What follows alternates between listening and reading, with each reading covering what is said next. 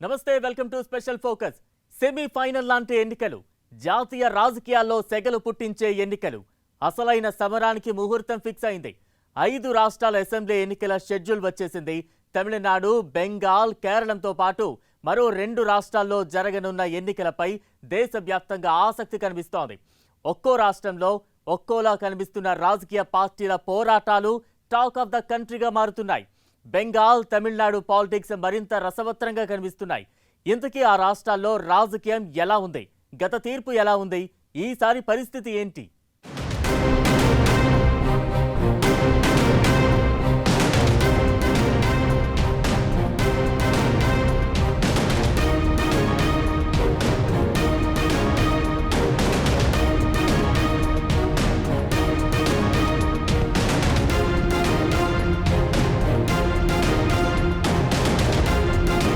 జాతీయ రాజకీయాల్లో సెమీఫైనల్ ఎన్నికలు. 5 రాష్ట్రాల అసెంబ్లీ సమరానికి రంగం సిద్ధం.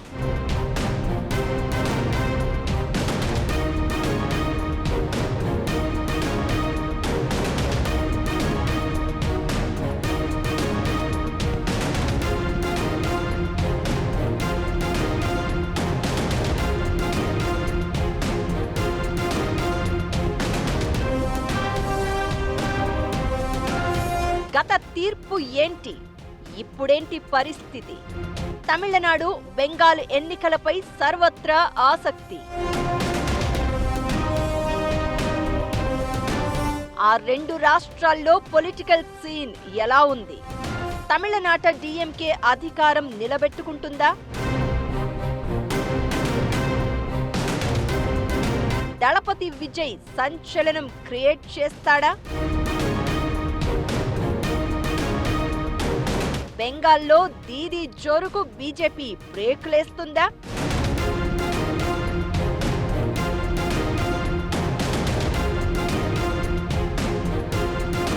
దేశవ్యాప్తంగా మళ్లీ ఎన్నికల హడావిడి మొదలు కాబోతోంది. 5 రాష్ట్రాల ఎలక్షన్స్ కు అంతా సిద్ధమైంది. తమిళనాడు, అస్సోం, కేరళ, పశ్చిమ బెంగాల్, పుదుచ్చేరిలో ఎన్నికలు జరగబోతుండగా దీనికి సంబంధించి ఎన్నికల సంఘం షెడ్యూల్ ప్రకటించింది. ఏప్రిల్ 9న కేరళ, అస్సోం, పుదుచ్చేరిలో ఎన్నికలు జరగనుండగా తమిళనాడులో ఏప్రిల్ 23న నిర్వహించనున్నారు. పశ్చిమ బెంగాల్లో ఏప్రిల్ 23, 29 తేదీల్లో 2 విడతల్లో ఎలక్షన్స్ నిర్వహించనున్నారు. 4 రాష్ట్రాలు, ఒక కేంద్రపాలిత ప్రాంతంలో మొత్తం 17.4 కోట్ల మంది ఓటర్లు తమ ఓటు హక్కు వినియోగించుకోనున్నారు. నిజానికి షెడ్యూల్ ప్రకటించడానికి ముందే దూకుడు మీద కనిపించిన పార్టీలు ఎన్నికల వ్యూహాల నుంచి ప్రచారం, అభ్యర్థుల ఎంపిక వరకు దాదాపు అన్ని పూర్తి చేశాయి. పార్టీలన్నీ ఇప్పటికే ప్రచారంలో దూసుకుపోతున్నాయి. ఓటర్ల మీద హామీల వర్షం గుప్పిస్తున్నాయి. కేంద్రంలో 3వ అధికారంలోకి వచ్చిన తర్వాత బీజేపీ దూకుడు మీద కనిపిస్తోంది. మహారాష్ట్ర, హర్యానా, ఢిల్లీ, బీహార్లో అద్భుత విజయాలు సాధించింది. రాబోయే 5 రాష్ట్రాల ఎన్నికల్లోనూ విక్టరీ స్ట్రీక్ మెయింటైన్ చేయాలని కమలనాథులు పట్టుదలతో కనిపిస్తున్నారు. అయితే ఆయా రాష్ట్రాల్లో ప్రత్యర్థి పార్టీలు కూడా స్ట్రాంగ్ గా ఉండడంతో రాజకీయం మరింత ఆసక్తికరంగా మారింది. తమిళనాడు, కేరళ, బెంగాల్లో ఎన్డీఏ కూటమికి ఇప్పటి వరకు అవకాశం దక్కలేదు. ఈ 3 రాష్ట్రాల్లో ఈసారి బీజేపీ కొత్త వ్యూహాలతో బరిలోకి దిగుతోంది.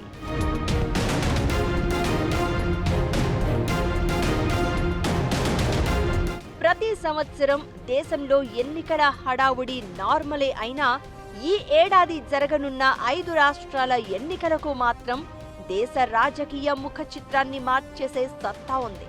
తూర్పున అస్సోం, పశ్చిమ బెంగాల్, దక్షిణాదిలో తమిళనాడు, కేరళ, పుదుచ్చేరి రాష్ట్రాల్లో ఈ ఏడాది మోగనున్న ఎన్నికల నగారా జాతీయ పార్టీలైన బీజేపీ, కాంగ్రెస్ తో పాటు ప్రాంతీయ శక్తులైన తృణమూల్ కాంగ్రెస్, డిఎంకేలకు పెద్ద సవాలు విసరనున్నాయి.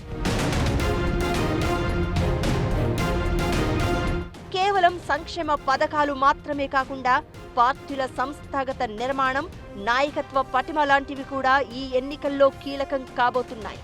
సర్ విధానంతో పాటు దేశ రాజకీయాలను సంక్షోభాలు కుదిపేస్తున్న వేళ ఈ 5 రాష్ట్రాల్లో ఎన్నికలు అంతకు మించి అనిపించడం ఖాయంగా కనిపిస్తోంది. తమిళనాడు, బెంగాల్ మీద జనాల్లో మరింత ఆసక్తి కనిపిస్తోంది. తమిళనాట ఇప్పటివరకు అధికారం దక్కించుకోలేకపోయినా, పంచుకోలేకపోయిన బీజేపీ ఈసారి పక్కా స్ట్రాటజీతో ముందుకు వెళ్తోంది. అన్నా డీఎంకేతో జతకట్టింది.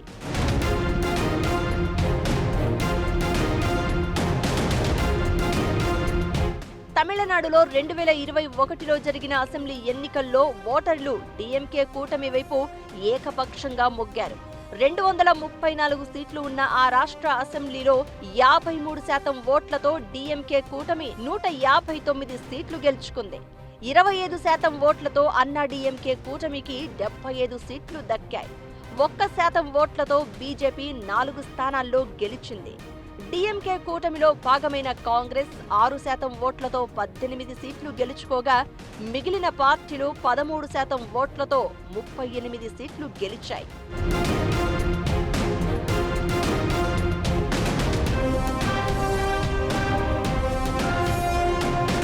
అయితే ఈసారి ఎన్నికలు హోరాహోరీగా మారే అవకాశాలు కనిపిస్తున్నాయి.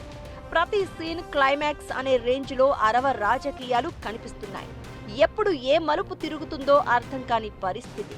విజయకాంత్ పార్టీ డీఎంకేతో చేతులు కలపగా, పన్నీర్ సెల్వం లాంటి వారు అన్నా డీఎంకే కీలక నేతలు కూడా ఆ పార్టీకి గుడ్ బై చెప్పి డీఎంకేలో చేరిన పరిస్థితి. ఇక అటు చిన్నమ్మ శశికళ కూడా కొత్త పార్టీతో జనాల్లోకి వెళ్తున్నారు. ఇవన్నీ అన్నా డీఎంకేను దెబ్బతీసే అవకాశాలు కనిపిస్తున్న వేళ తమిళనాట పాగా వేయాలన్న బీజేపీ కల నిజమవుతుందా లేదా అనేది ఆసక్తి రేపుతోంది. అన్నా డీఎంకే నేతలు ఇప్పటికే ప్రచారంలో దూసుకుపోతున్నారు. 3 దఫాల్లో ఎన్నికల మేనిఫెస్టో ప్రకటించి జనాలపై వరాల జల్లు కురిపించారు. ఇకటు హీరో విజయ్ స్థాపించిన తమిళిగ వెట్రి కళగం పార్టీ తమిళ రాజకీయాల్లో సరికొత్త ప్రకంపనలు క్రియేట్ చేస్తోంది. సింగం సింగిల్ అనే రేంజ్లో ఒంటరి పోరుకు సిద్ధమని ప్రకటించిన విజయ్ బీజేపీని సైద్ధాంతిక శత్రువుగా, డీఎంకేని రాజకీయ ప్రత్యర్థిగా ప్రకటించారు. ఇకటు యువతలో హీరో విజయ్కి మంచి ఫాలోయింగ్ ఉంది.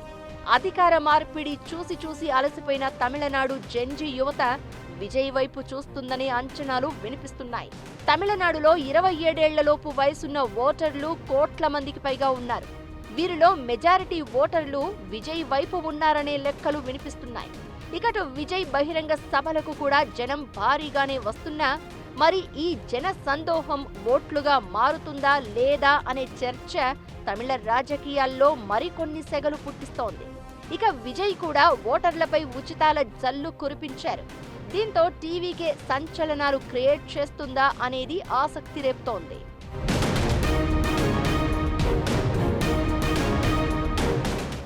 విజయ్ పాపులర్ మనిషి, డిఎంకే ఓట్లు తీసుకుంటానంటే ఓ పక్కన డిఎంకే ఓట్లు తీసుకోవచ్చు, కానీ ఏడీఎంకే బీజేపీ అపోజిషన్ ఓట్లు కూడా తీసుకుంటుందని రిపోర్ట్ వస్తుంది. ఆ లెక్కని విజయ్ రావటం డిఎంకేకి అడ్వాంటేజ్ అయిపోయింది.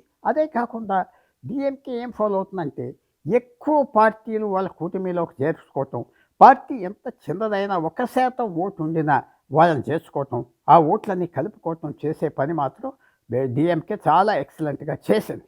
అందువల్ల అడ్వాంటేజెస్లో ఉన్నాయి. పశ్చిమ బెంగాల్ ఎన్నికలపై దేశవ్యాప్తంగా ఆసక్తి కనిపిస్తోంది. ఎట్టి పరిస్థితుల్లో ఈసారి అధికారం మిస్ చేసుకోవద్దని కమలం పార్టీ పక్కా వ్యూహాలతో ముందుకు వెళ్తోంది. క్షేత్రస్థాయిలో జనాల దగ్గరికి పార్టీని మరింత చేరువ చేసేలా వ్యూహాలు రచిస్తోంది. ప్రధాని మోదీ స్వయంగా రంగంలోకి దిగి ఓటర్లను ఆకట్టుకునే ప్రయత్నం చేస్తున్నారు. అటు టీఎంసీ కూడా తగ్గేదేలే అంటోంది.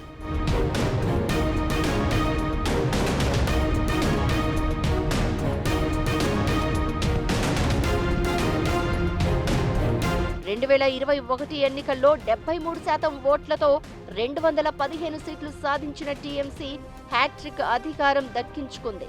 23% ఓట్లతో బీజేపీ 77 సీట్లు మాత్రమే గెలిచింది. కాంగ్రెస్ ఒక్క సీటు కూడా గెలవలేదు. బెంగాల్లో వరుసగా 3 సార్లు అధికారంలో ఉన్న టీఎంసీపై సహజంగానే కొంత వ్యతిరేకత ఉండే అవకాశాలు కనిపిస్తున్నాయి. రాష్ట్రంలో మహిళలపై దాడులు, టీచర్ల రిక్రూట్మెంట్ స్కామ్ లాంటి అంశాలు దీదీ సర్కారును ఇబ్బంది పెడుతున్నాయి. మరి ఈ అంశాలను బీజేపీ ఓట్లుగా మలుచుకుంటుందా లేదా అనేది హాట్ టాపిక్ గా మారింది. అయితే ఈసారి కూడా టీఎంసీ హవానే ఉండొచ్చని కమలం పార్టీ గట్టి పోటీ ఇచ్చినా అధికారం దక్కించుకునే రేంజ్ లేదనే వాదన కూడా వినిపిస్తోంది.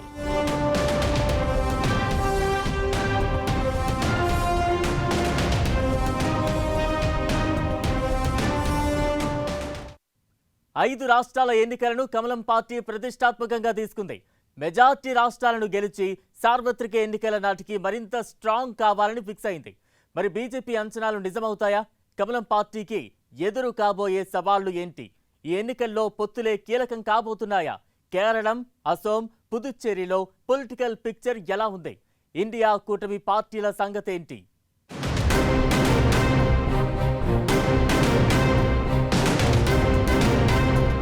ఐదు రాష్ట్రాల ఎన్నికలపై బీజేపీ పట్టుదల. కేరళం, అస్సోంలో పొలిటికల్ సీన్ ఏంటి? కమలం పార్టీకి ఎదురయ్యే సవాళ్లేంటి? ఇండియా కూటమి పరిస్థితి ఏంటి? రాహుల్ గాంధీకి పరీక్షలా ఈ ఎన్నికలు?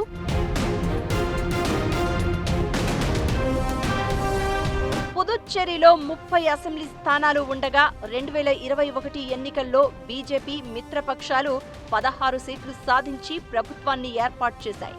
కాంగ్రెస్ మిత్రపక్షాలు 9 సీట్లకే పరిమితం అయ్యాయి. 5 స్థానాల్లో ఇతరులు విజయం సాధించారు. అయితే ఈసారి ఇక్కడ గట్టి పోటీ కనిపించడం ఖాయంగా కనిపిస్తోంది. తమిళనాడు ప్రభావం ఎక్కువగా ఉండే ఈ ప్రాంతంలో గతంలో మాత్రం ఇది కనిపించలేదు. ఇక కేరళగా ఉంటూ 2021 అసెంబ్లీ ఎన్నికలను ఎదుర్కొన్న రాష్ట్రం ఈసారి మాత్రం కేరళంగా మారింది. 2021 ఎన్నికల్లో కేరళలోని 140 సీట్లలో ఎల్డీఎఫ్ కూటమి 99 సీట్లు సాధించి వరుసగా రెండోసారి అధికారం అందుకుంది. విపక్ష యూడీఎఫ్ 41 సీట్లకే పరిమితమైంది. ఈసారి మాత్రం యూడీఎఫ్కు అవకాశం ఉందని సర్వేలు చెప్తున్నాయి. వరుసగా 2 సార్లు అధికారంలో ఉన్న ఎల్డీఎఫ్ కూటమి జనాల్లో వ్యతిరేకతను తట్టుకుని ఎంతవరకు నిలబడుతుందనే దానిపై ఫలితాలు ఆధారపడి ఉంటాయనే అభిప్రాయాలు వినిపిస్తున్నాయి. సంప్రదాయంగా ఎల్డీఎఫ్, యూడీఎఫ్ మధ్యే అధికారం చేతులు మారే కేరళలో బీజేపీ అనూహ్యంగా ఇప్పుడిప్పుడే పుంజుకుంటోంది. 2024 లోక్సభ ఎన్నికల్లో త్రిశూర్ సీటు గెలవడం, ఈ మధ్య తిరువనంతపురం కార్పొరేషన్లో మెజారిటీకి చేరువగా రావడం కమల దళంలో ఉత్సాహాన్ని నింపింది. ఇకటు ఈశాన్య రాష్ట్రమైన అస్సోంలో 2021 ఎన్నికల్లో మొత్తం 126 సీట్లకు గాను బీజేపీ మిత్రపక్షాలు 75 సీట్లు దక్కించుకున్నాయి. కాంగ్రెస్ మిత్రపక్షాలు 50 సీట్లు గెలిచాయి. స్థానిక ఏఐయూడీఎఫ్ 16 సీట్లు గెలుచుకుంది. ఇతరులు 3 సీట్లు దక్కించుకున్నారు. ఈసారి కూడా పరిస్థితిలో పెద్దగా మార్పు ఉండకపోవచ్చనే అంచనాలు ఉన్నాయి. బీజేపీకి కాంగ్రెస్ నుంచి గట్టి పోటీ లభిస్తున్నా అధికారం మాత్రం కష్టమే అనే అంచనాలు వినిపిస్తున్నాయి. మిగతా రాష్ట్రాల సంగతి ఎలా ఉన్నా దక్షిణాది రాష్ట్రాలైన తమిళనాడు, కేరళలో ఈసారి రాజకీయ ముఖ చిత్రం కొంత భిన్నంగా ఉందనిపిస్తోంది.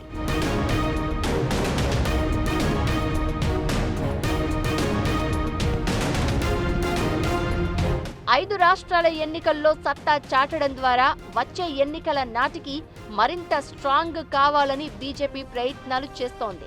అసోం, పుదుచ్చేరిలో అధికారాన్ని నిలబెట్టుకోవడం కమలం పార్టీకి అంత ఈజీ కాదు అనేది మరికొందరి వాదన.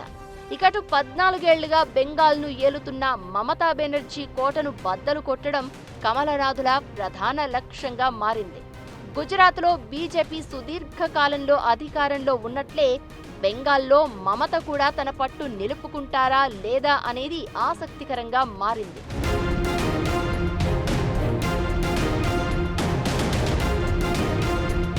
అస్సాంలో గత ఎన్నికల్లో బీజేపీ కూటమి సునాయాసంగా గెలిచినా విపక్ష మహజోత్ కూటమికి ఎన్డీఏకి మధ్య ఓట్ల శాతంలో తేడా కేవలం 4% మాత్రమే ఉంది.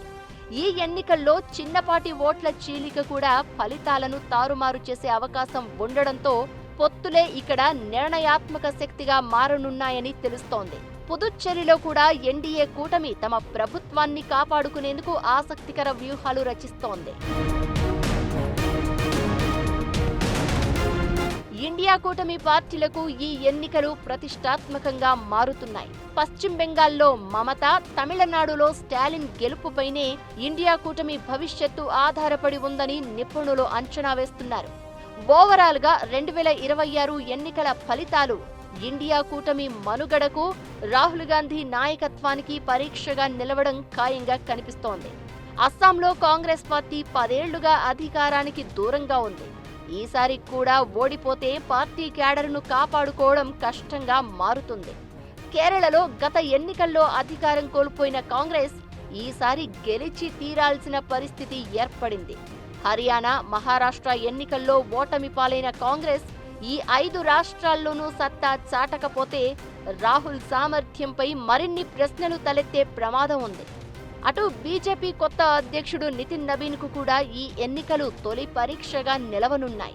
ఈ ఎన్నికలను సెమీఫైనల్స్ గా భావిస్తున్న నేతలు వేసవిలో ఎన్నికల వేడి మరింత పెంచేలా ప్రచార షెడ్యూల్ ఫిక్స్ చేస్తున్నారు.